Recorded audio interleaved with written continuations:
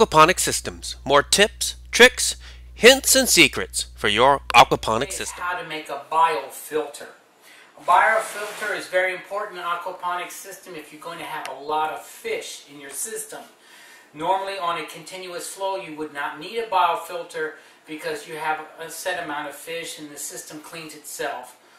But if you're going to have a large amount of fish versus a large amount of plants, it's good to have a biofilter to get some of the concentrated stuff that's in the water out. But it can be very expensive if you buy one. And we're going to how to make it for only $8. And that's here in St. Cloud, Florida. The prices will be dependent upon where you're from. But let me show you what you're going to need. First thing you're going to need is media material. We're using screen material like you would find in your windows of your house. You can use plastic. You could buy a whole bunch of plastics and use it, sponges or anything.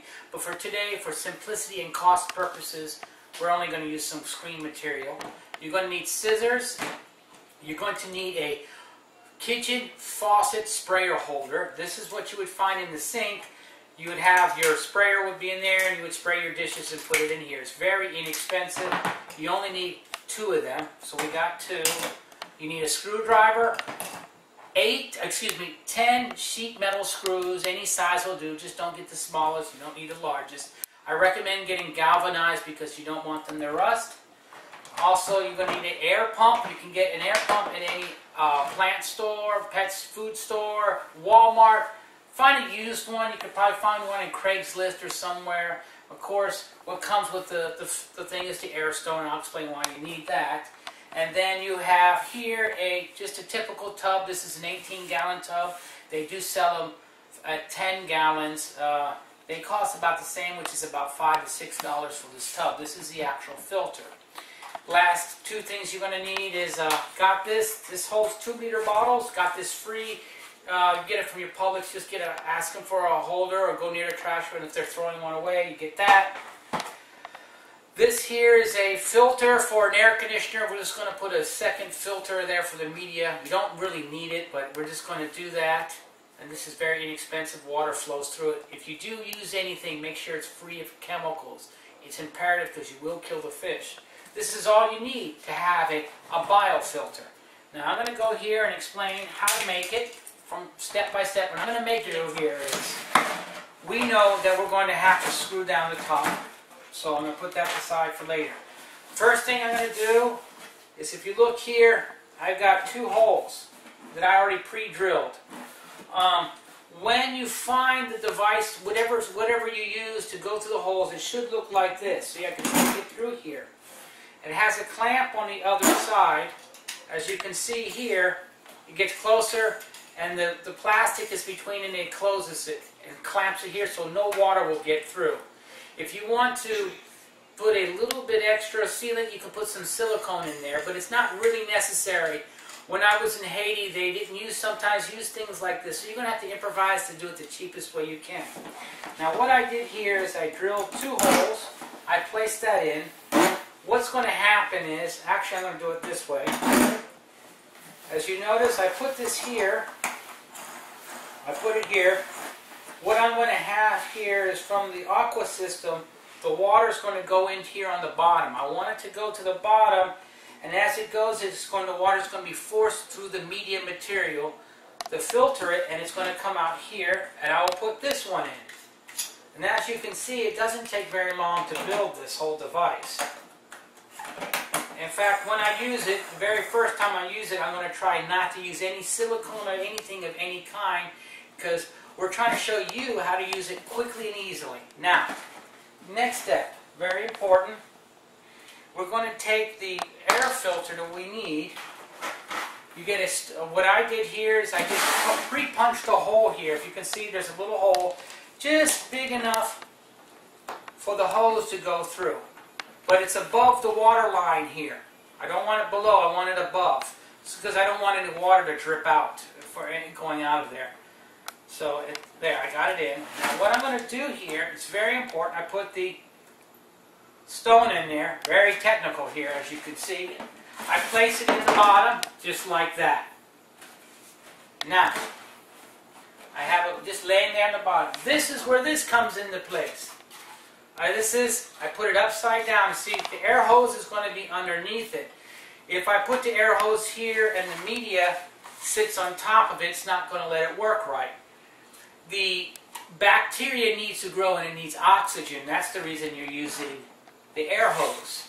Now you can get a cheaper, inexpensive air hose. As you notice, I just placed it in the very bottom. That's what it looks like. This is almost completely done.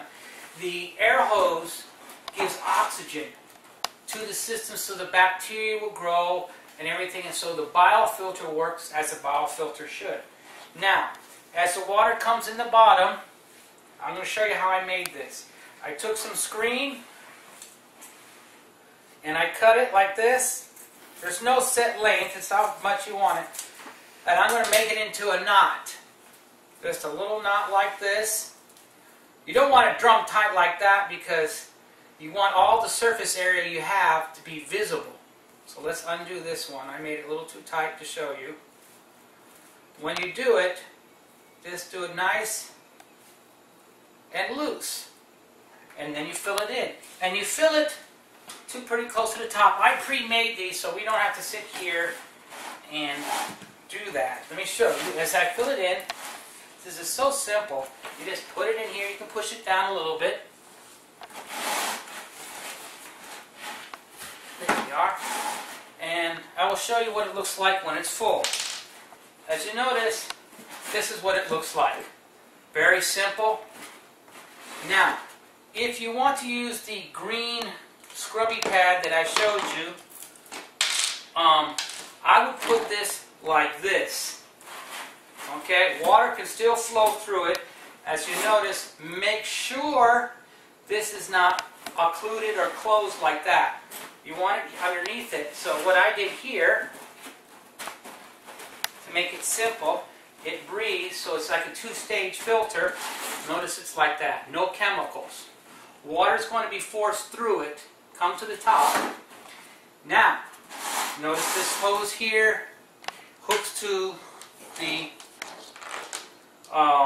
water pump. Now, I do recommend this. When you do make this in such a way that you doesn't use a lot of power. And the thing that I do recommend is solar energy. This whole system here uses very few watts. You can use a solar cell, so you're not using any electricity wherever in the world you may be. Next, the top. I put the top on, but as you notice, the water is going to go in here and come out here. If I don't secure the top, what's the first thing that's going to happen when I fill it with water? It's going to pop up, water's going to be everywhere. So what we did, we took the screws like this. We have a hex screwdriver. You can use a regular screwdriver, whatever size screw. I do recommend a screw about this size here. The package says this was a number 10 5x8 screw. You don't have to stick to a certain number screw. I do recommend putting, as you see right here, I'm just going to do this. You just put in a hole. If you look closely, we put a screw here beside the handles, right here. And I did these other two here. Now, if for some reason the hole will get messed up because it is a sheet screw, you can definitely put it in front of you when you do it. You can make the holes in a different spot if you need to, so you don't have to go buy another container and start all over. There we are.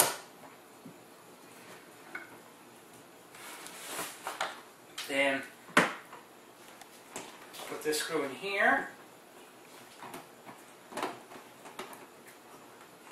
Now you don't need a drill. The reason we're doing it like this, simplicity is critically important.